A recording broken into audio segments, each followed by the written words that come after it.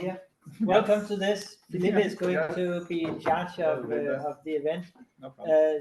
But it's started half a year ago, and now we are here with the first launch of the platform, and to make it into a celebration. And those attending online, you should see the room. We actually have coffee, chips, sodas, and chocolates. And beer that you are missing out on by not being here because we want to celebrate. But otherwise, I think you should take over. Okay. So welcome, everyone. Thank you for being here. And we're taking this time today to talk about the platform and then the QIM 3D library that comes attached with it. So every time I can show a little bit of it, so you're getting more and more used to the face of the platform here. And little by little, we are adding more tools and functionalities to the platform. But one thing that I want to explain to you all and then make it clear is that we have the platform, and then you have the tools that the platform uses. And those are two separate libraries that we are creating, because we want the tools to be also accessible for any sort of research and any sort of pipeline. So the platform, the QIM platform, uses a set of open source tools that we are developing that are accessible here, but also accessible by any other script or notebook that you can. So just to illustrate, you have the platform, and then, for example, one of the tools that we have here implemented is the local thickness tool. And from here, you can just load one example image. You can run the local thickness, and then you could interact with it. So this is a tool that is running inside the platform. And then it's a tool that is part of the QIM 3D library, a library that we are developing. So QIM 3D is a library that's open source. It's on an MIT license, and then you can access it on GitHub, on GitLab, on Compute's GitLab. And then this has been mostly me on the beginning developing, and then Stefan and Oscar also joined it during the year, and then they also been contributing to the library. So, and then now we're just pushed to pip the version 0.2. So you can do pip install QIM 3D, and then you get the version 0.2 of the QIM 3D library. And it contains all the features that we'll quickly show now. Okay, so first, we'll just do this by going through some Jupyter notebooks. So, because I thought that then it's more interactive, and then we can actually show the code running and how you would use the QIM 3D library. So the first one is that I want to show that those graphical interfaces that we have on the platform, you can also use them directly from the QIM 3D. So for example, if we load the QIM 3D platform after it's installed, just by doing import QIM 3D, and this is a notebook that's running locally on my laptop, so it's completely independent of the platform. We could do like QIM3D.g local thickness and then app.launch. This would launch locally the same local thickness interface that you could have on the platform. So as we just saw before, this is something that you could run. Then you have the same result, and then you can also interact with the tool the same way that you had on the platform. But because now we are making our own script with this tool, we can do more interesting things with it, because now we are actually working directly with the interface. So for example, instead of using the interface to load and upload an image, because we are on our own notebook, we can just load an image as we would usually do in a workflow. So here I'm just loading a local 3D volume that I have on my laptop. Then I can create an instance of the interface. So I'm calling LT, just the interface, but I'm not launching the interface still. But when I launch the interface, I can pass this image that I loaded. And then what we have now is the interface that's not asking for the image because it received it already. But the same thing, we can just run the 3D local thickness. So it's the image that we just passed it.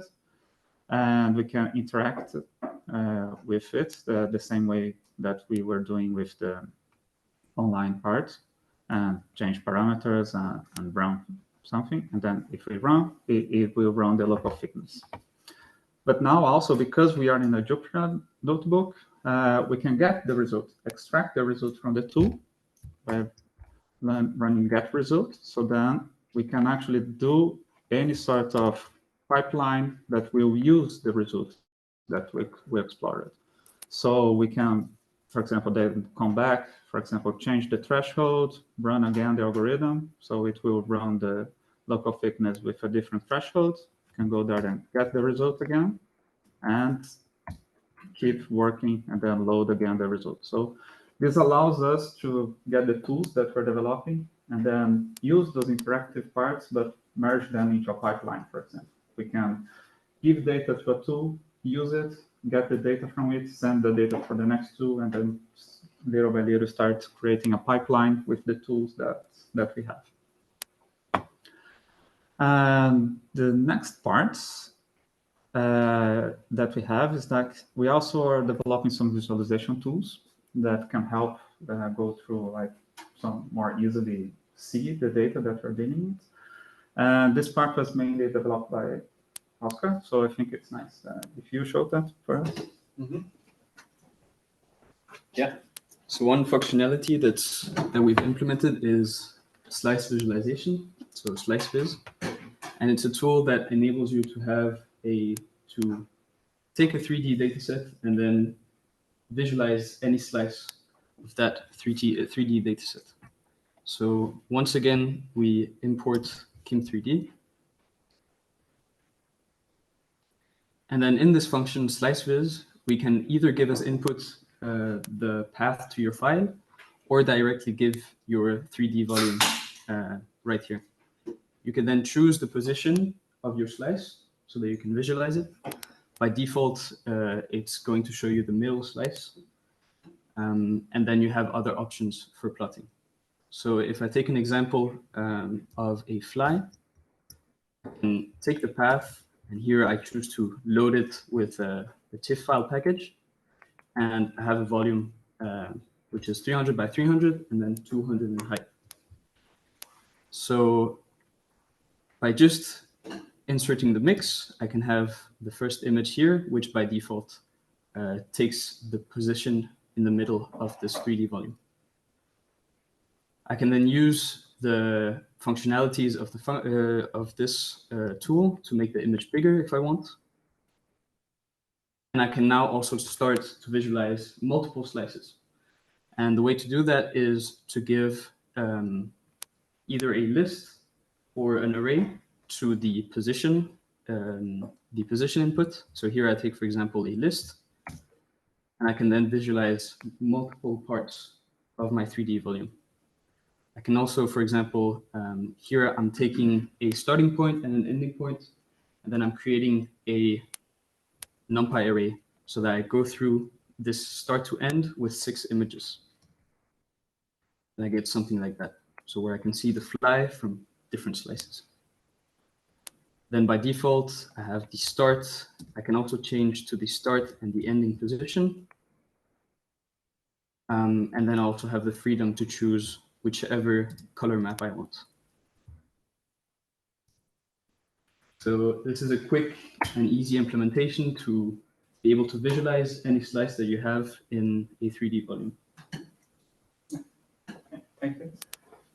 So then, like, part of the library will also take care of with visualization in general. So this is the first step that we did, so that we can start easily exploring the 3D volume that we have. And talking about the images, it's really common that when we are developing or showing a feature to someone, we need examples of images. And so the library also comes with a few examples that we can really easily access. So if you just do import QIM 3D, and then you can access the examples as QIM3D.examples, then you do dot again, and then you have a list of small volumes there that you can simply select. And then if you run, then I'm using the slice viz that Oscar just presented, just checking that volume. So it can be quite useful for example, if you have a notebook that you're doing for showing an example for someone, you don't need to download or access or have any data there. Sometimes it's useful to just have access to a few different files that you can easily use to test algorithms or to present something without need to download something. But sometimes you really want to load your data, and then this is a big thing that we need to do. We have lots of different data formats and then different sizes of files and several problems that we need to handle when loading data. So then Stefan was working a lot on the data loader that we're creating, and then it's a generic function that can handle all the most common image formats that we have. So maybe you could present that. Yes. So yes, as Felipe said, we can we support a variety of file types. We can load TIFF, single TIFF files, or we can load TIFF stacks. We can also load HDF5 files and also TXM files for the X-ray microscopy. And no matter the file type, we use the same function for it, which is the QIM3D.io.load, and then this will take care of what's happening regardless of the file extension. So first we import QIM3D and we set the logger level to info, which means that we will inform the user about different things regarding of the data. So so we can see how big the image is regarding to the shape and also how much memory it's using.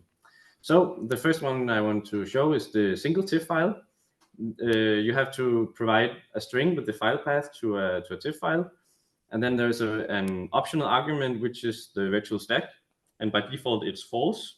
And the virtual stack means that if you have a file that is too big to fit in your memory, you can choose to use a memory map directly to the file on the disk.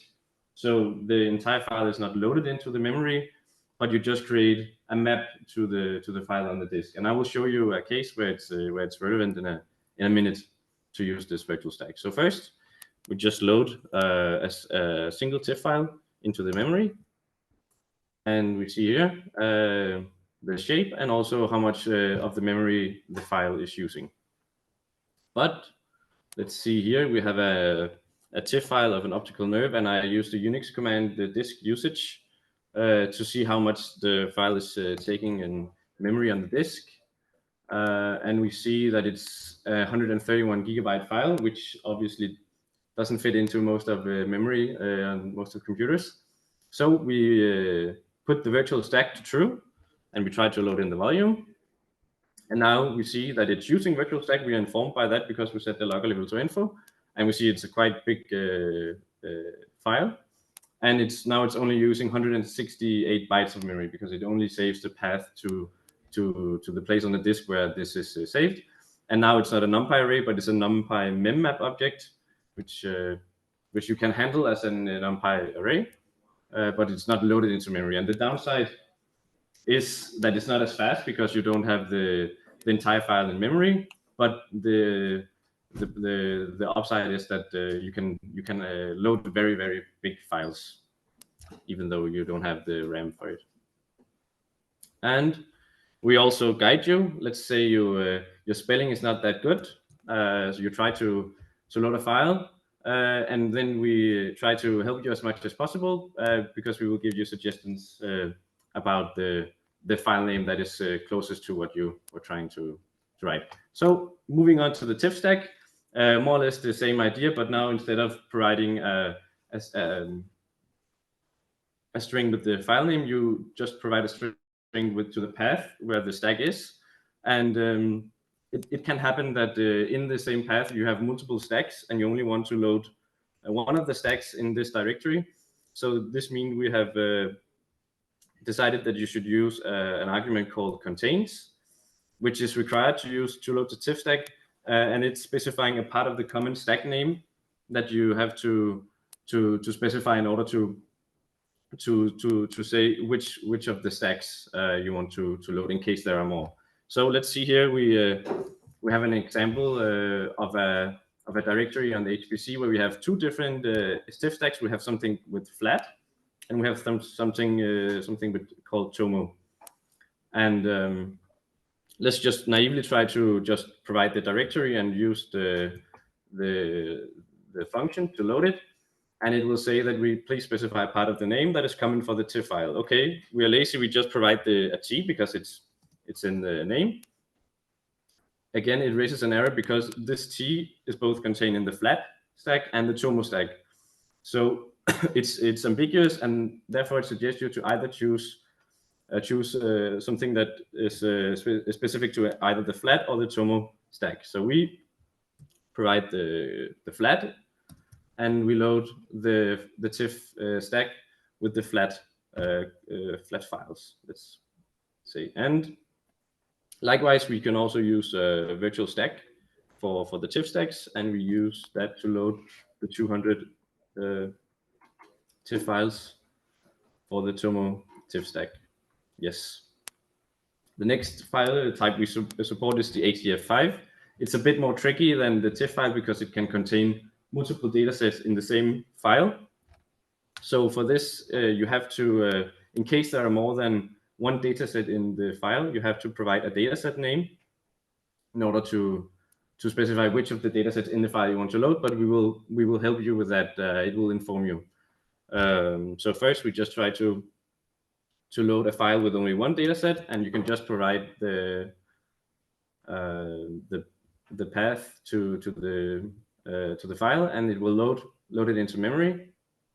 If we then try to load another file which contains multiple datasets, it will raise an error saying that there are that you have to choose between the datasets that are available. Same as with the TIFF file, if you're not that good at spelling, we will also guide you, saying you provided an extra A here. We also have a suggestion for the correct name that you probably meant. And finally, we are able to load the correct dataset. It takes some time, and it loads it into memory. And just as for the others, no, that will come after us. First of all, you can also, the H5 file type contains metadata as well. You can also provide the return metadata argument, and then it will also return metadata, which is shown here. And then as for the TIFF files, you can also provide to use the virtual stack, and it will only use 48 bytes of memory. And now it's not a NumPy memap object, it's an HDF5 dataset object, but it works the exact same way, that you can say you want the first slice, and you can do that, and then it loads just that slice into the memory as a NumPy read. And then finally, we support the TXRM, and XRM or TXM is no matter what the extension is of the three, you can load it with our loading function, and you simply just provide the path to the file, and you load it into to memory. And with the TXRM, you can also return the metadata by providing that argument, and we see here that you can return the metadata as well. For now, you can use memory map for TXRM, but it's something that we're working on. So hopefully soon that will work. Yes. Okay. Thank you. And so then the idea is to have a data loader that becomes more and more generic as we start adding new file formats, and always being as user-friendly as possible. So here, like, the summary of everything is that you just need to give QIM3D.io.load and then your path. And then if something goes wrong, it will say what went wrong, and then you can just load your data as you need to. The last part that we'll present is that we're also adding deep learning to the QIM3D library. So we want to add some also user-friendly level that for you to create deep learning models. And up to now, everything was running locally on the laptop, but for the deep learning part, we'll use a job running in the node. So using the QIM platform, we could launch a Jupyter notebook that uses the GPU queue, meaning that we'll get access to a node that contains a GPU, and we can just have now this notebook that's running there with access to GPU. So now we're still using just the QIM 3D library, but it's running there on HPC because we launched it through the platform. And this part was developed by both Oscar and Stefan, but I think Oscar can. Yes. Yeah. So as Felipe said, we've introduced some deep learning to analyze your images, and we've tried to make it as easy as possible for someone who hasn't really used deep learning before and would like to quickly get some results with it.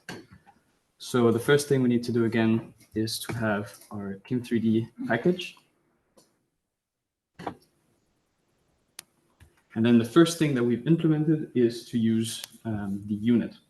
And so to make it as easy as possible for the user, we've decided to make a class where you can choose between 3 different sizes of units, which depending on whether you want a small or a large model, you will have a deeper model to work with. So here in this example, I choose a small unit size, and then there are also some other inputs that you can play around with. So once you have your model, you also need some augmentations for your data. So we've also made an augmentations class where you can implement what size you would like your image to be. So you can either choose none for your resize. You can also give it a single value, and then your images will be resized to a square image of that size. Or you can also give a tuple, which will then transform the images into that non-square size.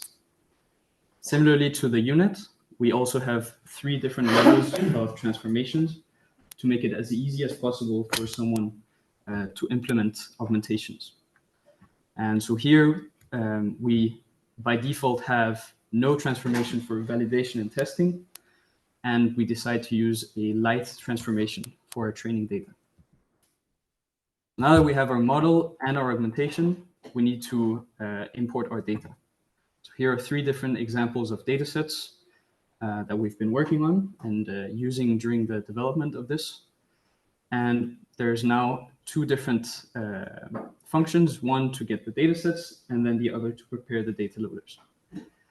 And this is the crucial step to make it as easy as possible for the user, because we, in this function, need to make sure that the model and the size of the images actually match. Because if the image isn't at some point a multiple of 2, then the unit will break down and not work.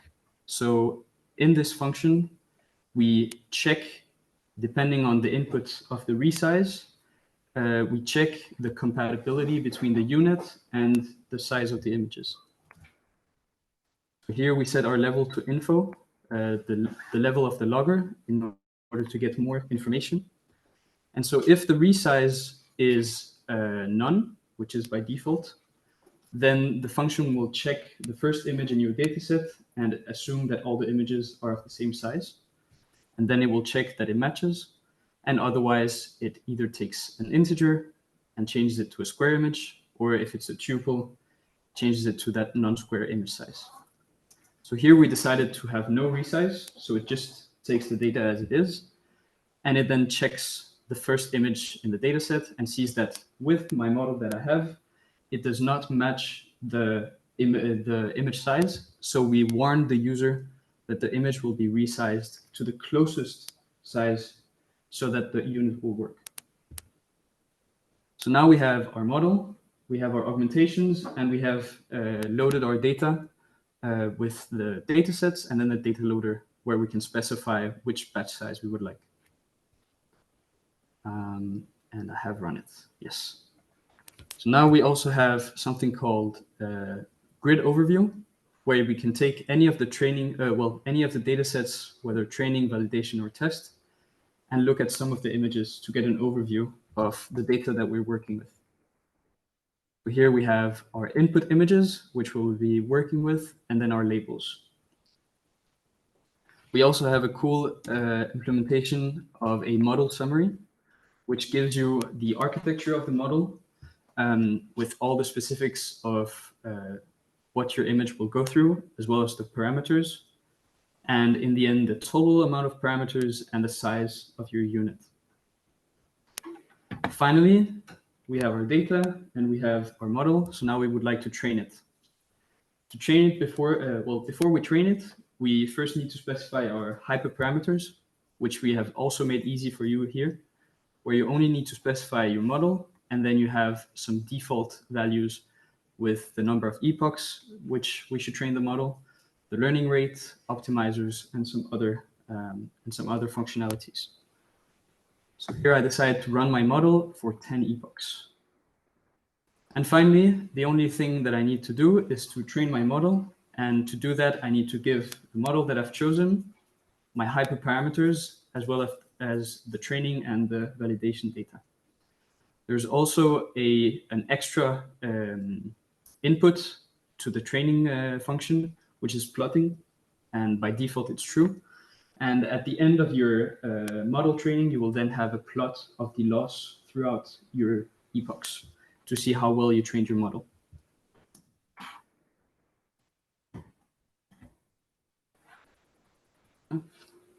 You also have the functionality of at which epochs you should evaluate your model and how many times you should print the losses for the epochs.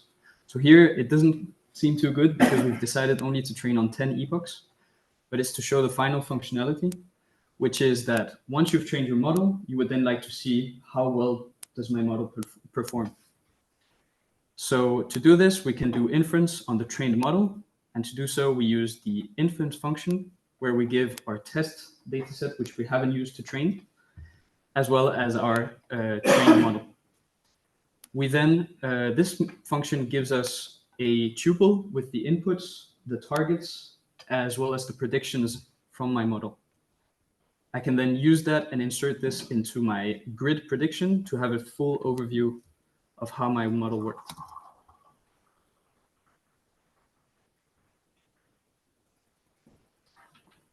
So here we get a nice visualization where we have the initial input images. Here we have the predicted segmentation, so what the model thinks should be segmented. And here we have the ground truth segmentation, so what we should aim for.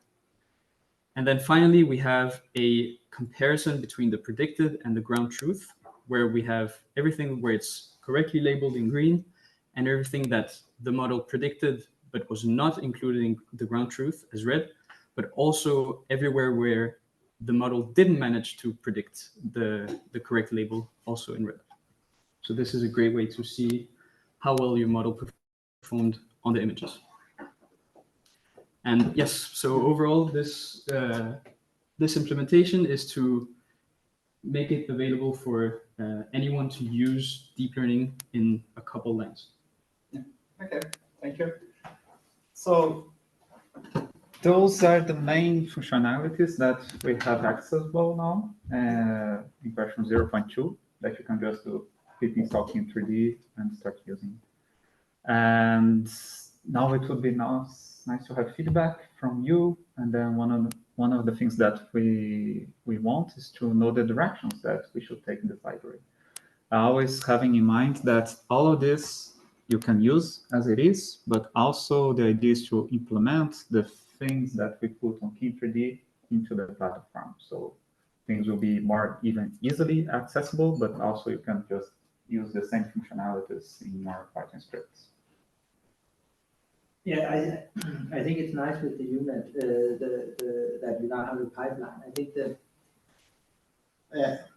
the thing missing now is what goes before. So typically having a data set without any labels. So sure.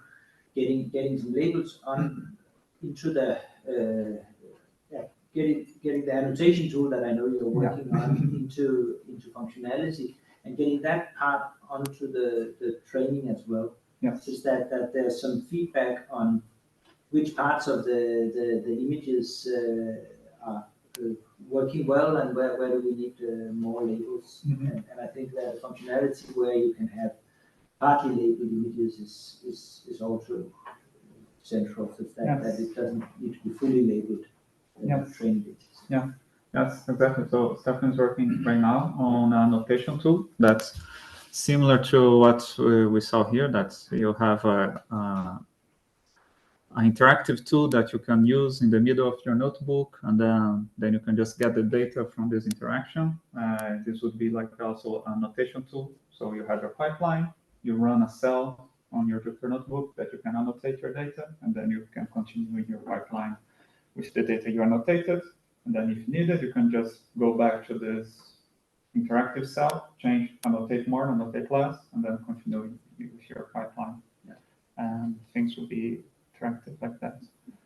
I have a question. So two things. One thing for the network, when you generate the training and test examples, does it also use this loader?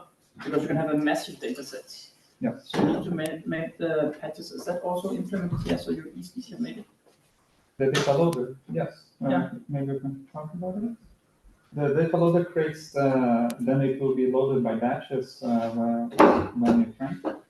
And that uses the default Monari and PyTorch standards for data loaders. It's a PyTorch data loader. Yeah. Okay. Yeah, down the line it's a PyTorch. It's not the thing that you put the XRM, etc. No. It's So you can define the size of the patches that if you have a big volume and you want to train your unit, so you need to generate your training and test data. And then you can say the size of the patches and then how much of the rollup, and then it generates the training and test data sets, or how does it work? I mean, I'm just the volume. it's not patching, it's resizing. Yeah, resizing, yeah, but if you now have a data set which is massive, you cannot load it into memory, and you want to train it, so you need to extract examples, Yes. and you extract it from small samples. You want to generate a lot of these small samples so you can train the network. I see. Is that how to implemented done? But it's something that It's a good idea. Because that is actually there's different software that can do it, but it's super important that you can do it because that's a challenge when you have the big data. You have a data loader that can do these things, and you have a network, but the network needs to have these patches extracted from the big data sets. No, it's interesting. Like it's a kind of feature that we could add to our data loader, because the idea is to have things that are related to 3D imaging. And one of the problems with 3D imaging is that data sets can start getting big. So our ways of creating networks should be aware of that and handle those problems. There's a PyTorch toolbox called Tix.io. They can do these things. That we've been using it for this. There are different tools that can do it. Yes. And the other question is, you have this nice data loader. Yes. What about storing the data again? So now I load in the data, I did my manipulation. Can I do the same thing when I save it? It's on the backlog. It's for the next version. We'll start working on save. We thought it was important to start with the load. So now we support those files, which are, let's say, the most used ones. Now we can start working on the save functionality also. So for now, you should try to do io.save. It will say it's not implemented, but it will be the next step to actually be able to save the file in any format. But that sounds good. So now if you are doing this, maybe you can consider in the design, actually load this patch-wise things and actually also save it. So you have this functionality between the data loader and the saver, where you have a unit and you cannot handle big data sets, so everything needs to be handled by patches. Yeah. Okay, makes sense. It's thank you. I have two questions. So one of them is that, as you know, I have processed my data. I did this, used the memory map, created a huge, big Nifty file, which is very huge. So it's about the visualization. Can I load it to visualize it? Because in the conventional tools like ITSnap, or it will just wait. It doesn't work. Yes, this is something that we are exploring. What we have so far is that we can visualize the first dimension quite quickly, even if it's not mapped directly on this. but we have a 3D volume. So because of the way the file is organized, when you go to the second dimension, it's a little bit slower than the third dimension can just take too long for you to actually see a slice. So we're thinking of ideas on how to actually be able to explore a big file that's still loaded, still on disk, without loading on memory. One of the ideas is to have, like, for example, a cube that you use to explore the data, because if you are a cube inside this big data set, even if it's on disk, you can just more quickly get the data around that cube and explore it. Like the patches of data you can actually visualize. Yeah, because then the bytes are closer to each other. So this is one of the ideas that we are exploring, but this is one of the biggest issues that we have, right? We have big data that we cannot load on memory, but we want to see in 3D. So it's for sure something that we. Yeah, I'm aware of the softwares like used in microscopy, which does that. I don't know how to do it. Yeah. Because I have created a huge file which is 4 dimensional. Yeah. Now, eventually we'll get to this, because the idea is to have tools that just make our life easier when dealing with 3D images. Yeah, and the second question is about, I saw that regarding the Z stacks, you use memory maps and use particular Z stacks to load the data bit by bit, right? For which part? Or like if you have a huge file to load, or a chunk of files in, let's say, in TIFF format, you use memory maps and load small. You can go down right? slice by slice and process. Yes. So, but can it also do stitching of the data sets? Not Because sometimes when the data is being collected, let's assume, so if the data is like this, that's the exact stack. But sometimes the stitching is being done in X, Y, and Y direction. Yeah. And that also the stitching of this data. Yeah. Not for the moment, but it's something that might be interesting to add. We didn't think yet about describing this feature and put on our backlog, but if it's teaching is something that's it's helpful, it's something that we end up doing for sure. Yeah.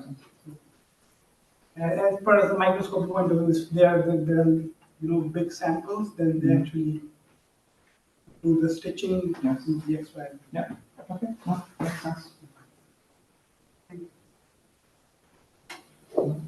I also have two things, since everybody has two things. So, one question: I'm quite interested to see what if you load it as a virtual stack, what actually can you do with it?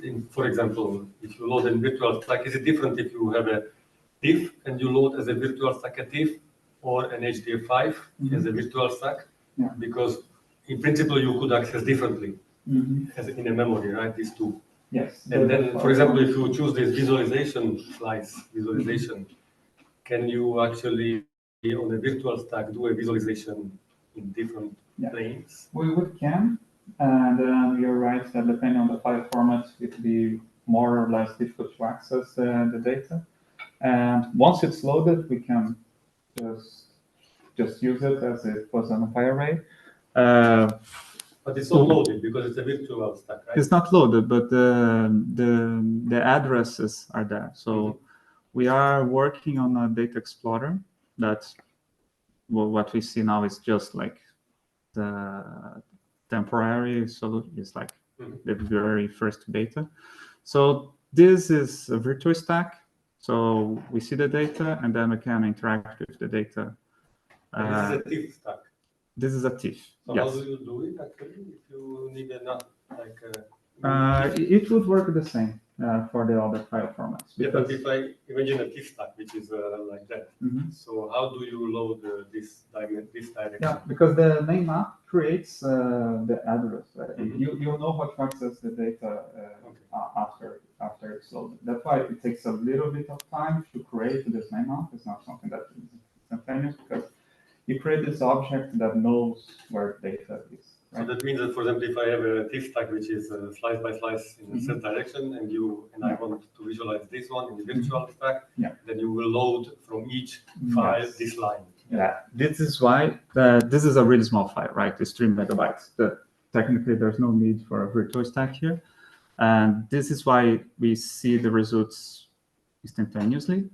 But if it was a big file, the issue we have now, for the first dimension, it's fast, because then you know the whole file, the whole place that you need to get to memory. For the second one, would be a little bit slower, because then you need to get from the first one, that line, second one, that line.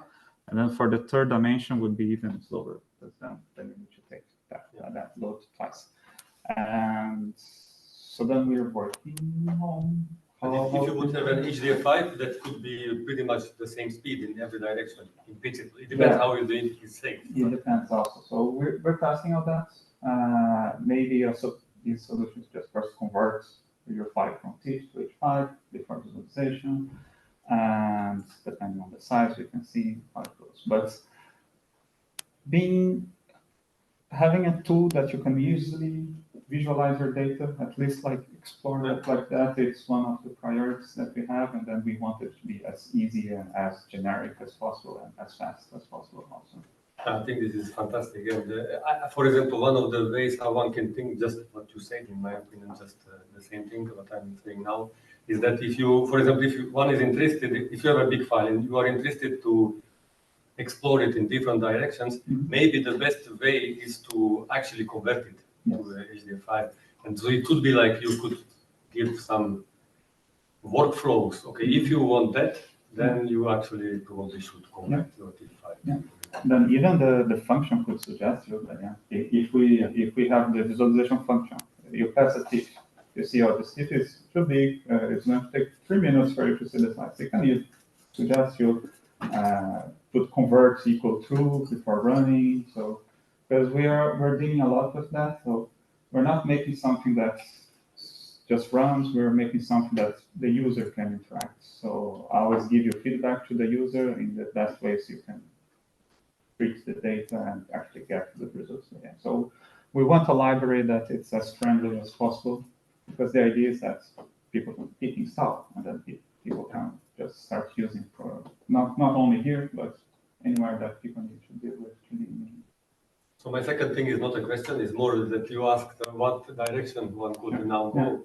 And so what I'm interested in, for example, and I know that it's not, it exists, but it's not so easy to have a package or software or something that can do it, is when you have a like, for example, time resolved data set, that you have a 10 data set of the same object, but the object is changing in 3D. So how to deal with that? Yes.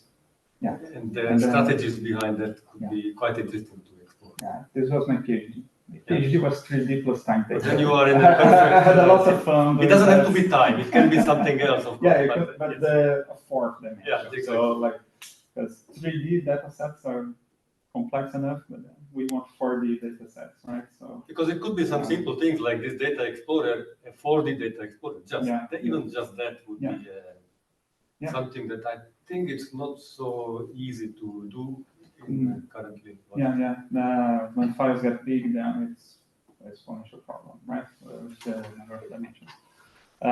So yes, it would be nice to get some examples. It always starts with an example file. So if we have an example, then we start dealing. We can talk about it. Yeah. Okay. Thank you. Yeah, so I have two things. One question and one comment. My question is related to his first question. I wonder if you can also do this when the file is compressed. I'm just thinking about the compressed Nifty files. Okay. Because I don't know if you need to first open it and compress it so that you can understand where to look at if you want to load certain slides. The answer is I don't know. But I guess the actual library that loads a compressed file should be able to know what to do, but I don't know. I think by the end, this is something on a lower level that the actual loader is dealing with it, and then just giving to our level something that we can handle.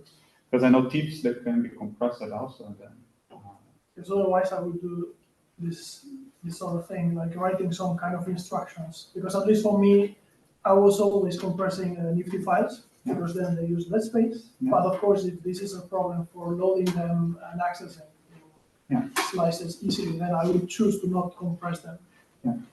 The NIFT files we don't load yet, but maybe it's the next one that we need to start working on. Yes, please. And then my comments, it's about, I think, I don't know if I understood this correctly, but regarding this unit thing, so you said, I think, I don't know which one of you said, but like if the size doesn't match, then you resize it. I think that instead of resizing, it would be better to do this thing that is also in this Torsayo library, which is crop or add, because if you resize, you are changing the resolution of the image. And it could be that you have many images with different slices, and then if you resize them, then the resolution is different. And then I see. So instead of resizing the image, we just crop the or region pad, that's depending on or pad with black pieces. Yeah, it could be an option. Yeah, in this library, I think that if you pad, you can also choose with what you pad. It could be zeros, it could be the mean of the image. Yeah, you have those reflects, all those other things. Yeah, no, it's a good idea. Yeah, we should do that because so it's good for options, right? So the user can choose what they do, and makes sense sometimes to crop so that you don't distort the data or things like that. Nice, yeah, thank you. Online, maybe someone wants to say something. Not sure if I have sound, but I should. Maybe they are saying something. Okay.